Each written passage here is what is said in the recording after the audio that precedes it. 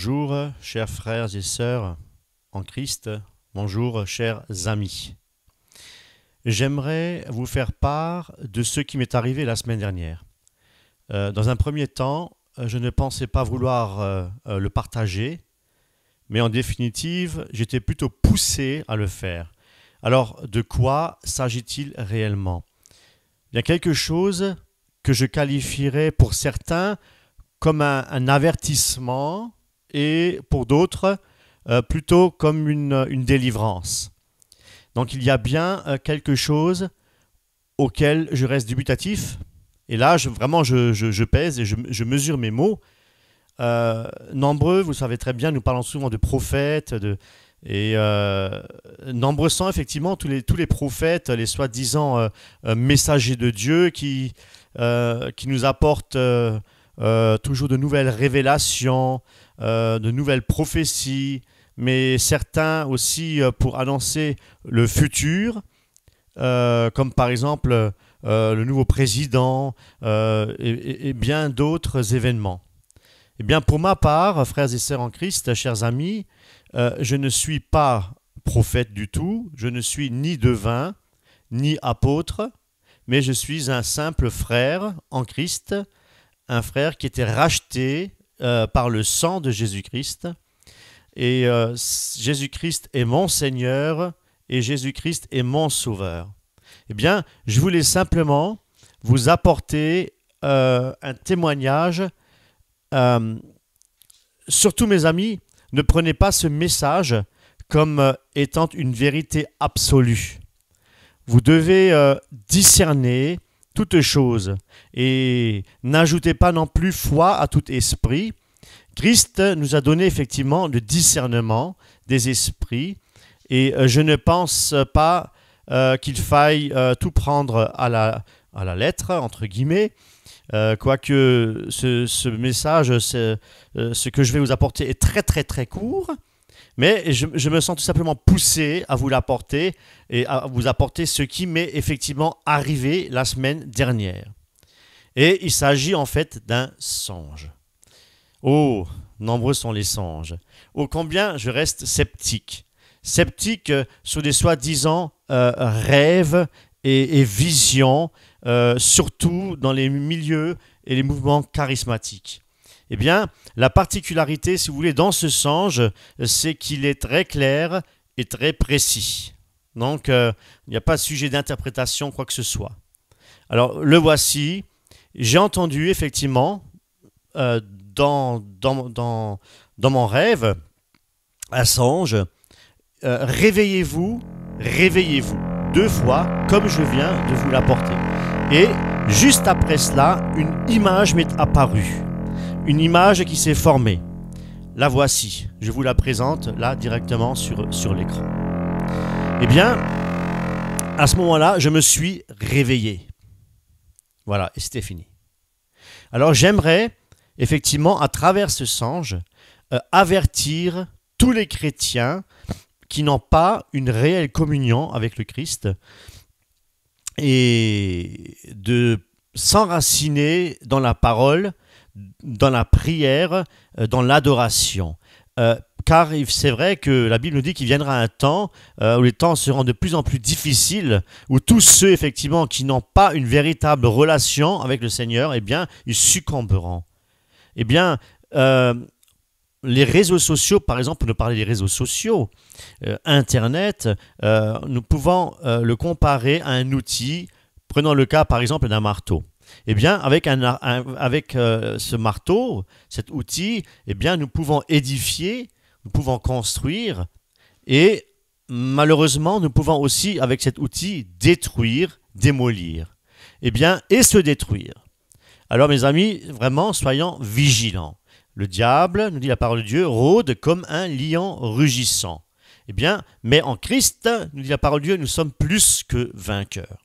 Alors, j'aimerais, pour ceux qui ne connaissent pas encore Christ et qui, en tenant compte de la conjoncture actuelle, s'inquiètent et se préoccupent, eh bien, c'est vrai, il y a de quoi se préoccuper, effectivement. Eh bien, nous vivons effectivement des jours sombres.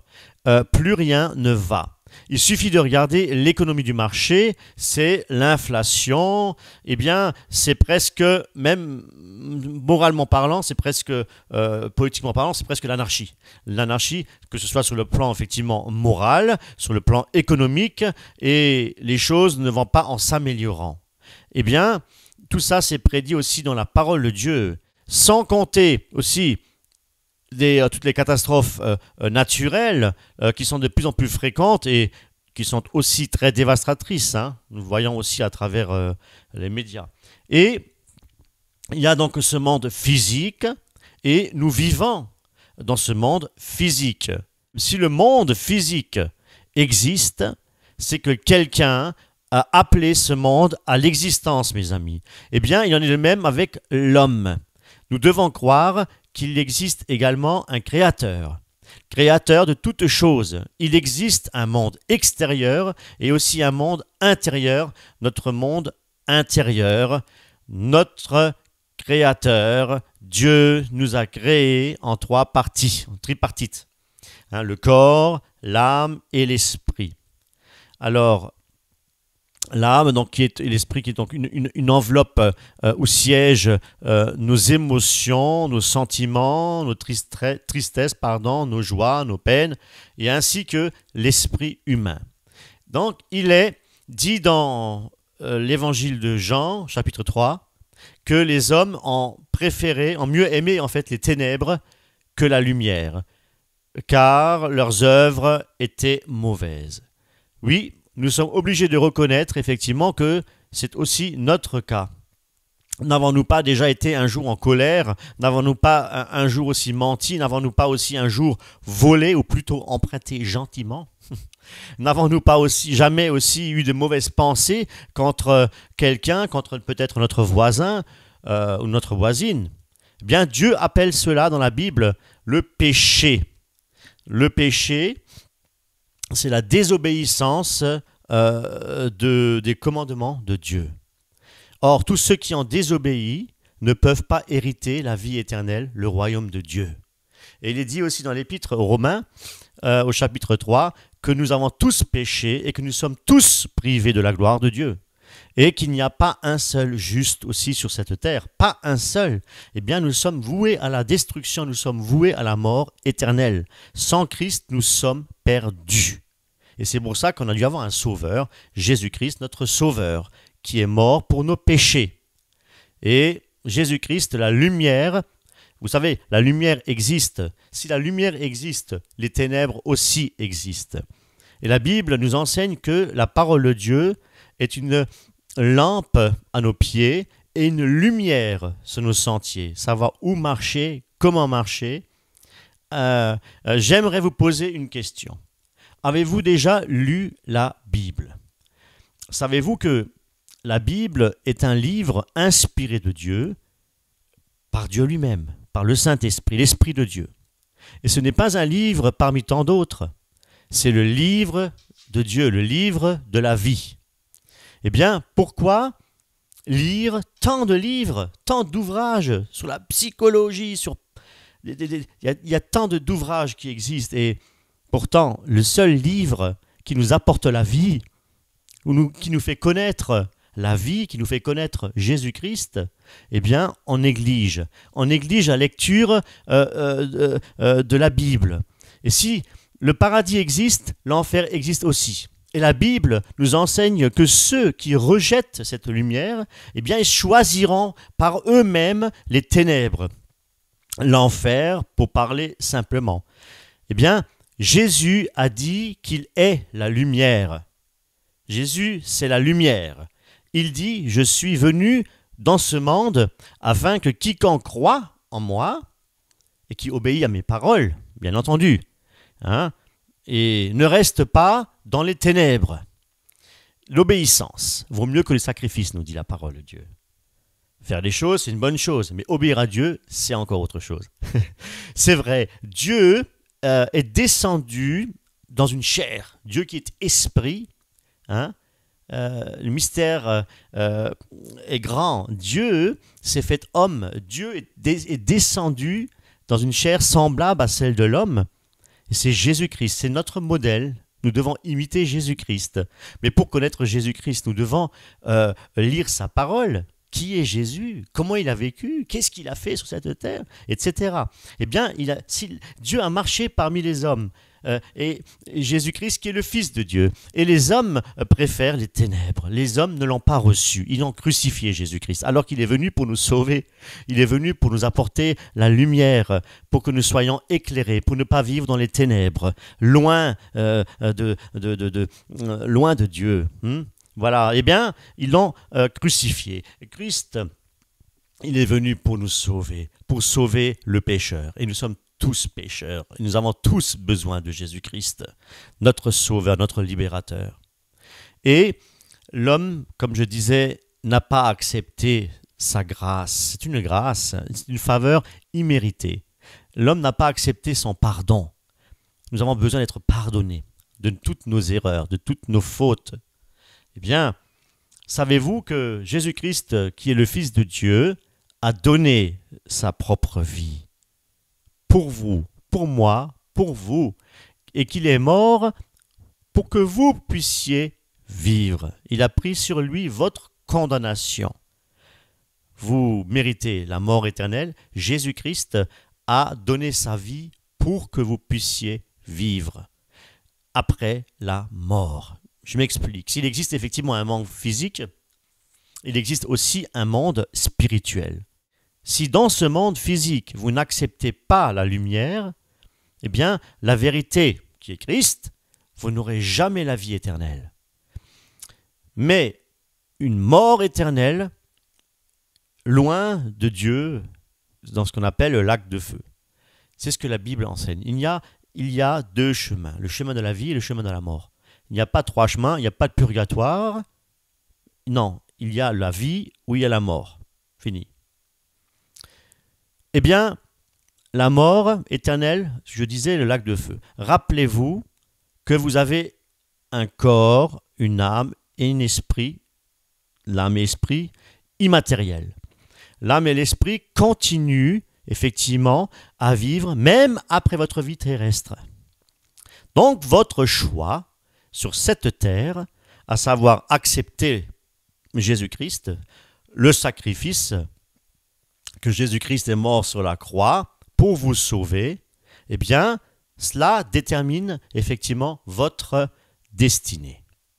Soit la vie éternelle avec Christ, soit la mort éternelle dans le lac de feu.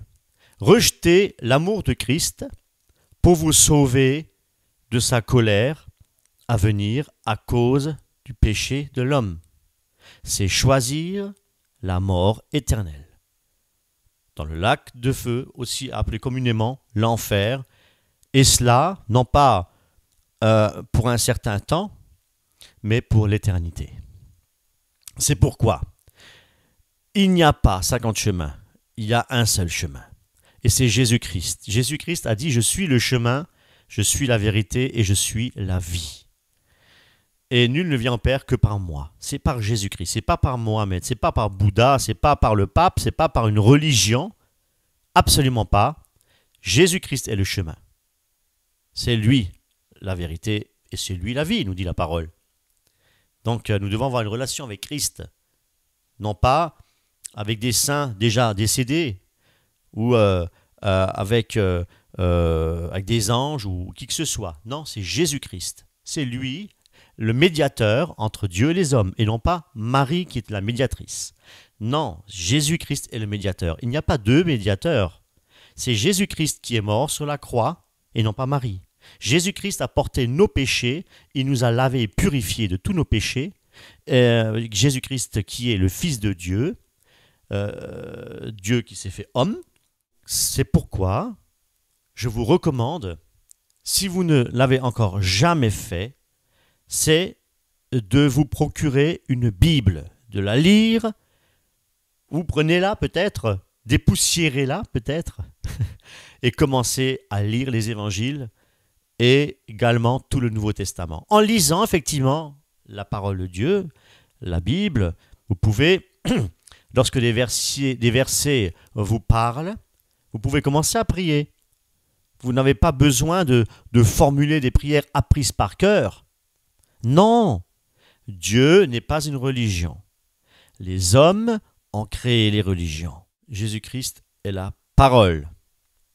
Oui, si un verset vous touche, sachez que Dieu vous parle. Sa parole est vivante. C'est l'Esprit qui vivifie et c'est l'Esprit qui vous parle dans votre cœur, profondément dans votre cœur. Eh bien, vous pouvez communiquer avec Dieu en lui déposant vos soucis et vos problèmes. Il n'est pas un Dieu sourd. Il est votre créateur. Vous êtes sa créature. Eh bien, il veut plus que être sa créature. Il veut que vous soyez enfant de Dieu. Il faudrait passer à ce moment-là par une nouvelle naissance. Et là, vous allez lire la parole de Dieu et ce sera le miracle du Saint-Esprit. Vous allez découvrir ce que c'est que la nouvelle naissance. Lisez les Écritures et le Seigneur vous éclairera. Eh bien, Dieu est vivant, ne l'oubliez pas.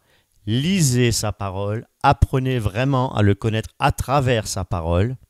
Eh bien, Jésus-Christ, je disais, est la lumière. Et là où vous n'avez peut-être pas de solution à vos problèmes, Jésus-Christ est la solution.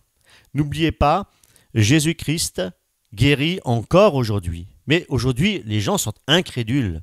Les gens n'y croient plus.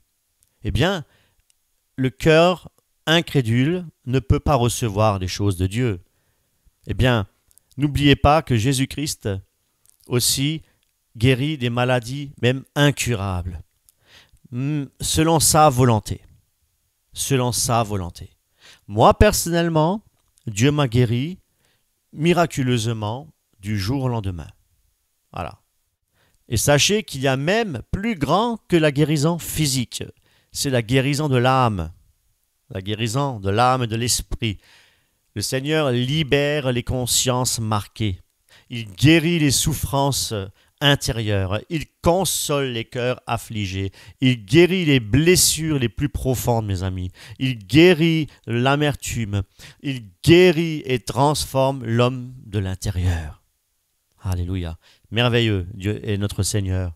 Et dans la Bible, on apprend aussi à le connaître, à l'aimer, aimer notre prochain, à lui pardonner, à pardonner à tous ceux qui nous ont fait du tort, qui nous ont offensés. Dans la Bible, nous apprenons aussi à comprendre pourquoi nous existons et nous comprenons aussi ce que nous devons effectivement faire dans cette vie de tous les jours. Et je vous le dis, vous n'existez pas par hasard. Et si vous entendez ce message, c'est que Dieu vous appelle réellement. Et la Bible dit, si vous entendez aujourd'hui sa voix, n'endurcissez pas votre cœur, mais ouvrez-lui votre cœur et commencez à lui parler. Oui, prier, c'est dialoguer, parler avec Dieu. Il est là, à vos côtés, vous écoute et vous verrez que les choses s'éclaireront dans votre vie. La lumière, Jésus est la lumière. Alors, je sais, je ne suis pas en train de vous dire non plus que tout ira de mieux en mieux. Non, la Bible nous dit même que si nous voulons vivre pieusement en Jésus-Christ, nous serons persécutés. Persécutés, mais nous serons éternellement auprès de Jésus-Christ. Donc ça vaut bien la peine. Et cela, c'est le lot de tous les chrétiens engagés. Alors, je ne vous présente pas une religion, mais je vous présente la personne de Jésus-Christ qui est ressuscité des morts et qui est vivant et qui œuvre par son esprit aujourd'hui, encore sur cette terre. Christ est vivant pour les siècles des siècles, à lui seul la gloire. Vous trouverez ci-dessous aussi un lien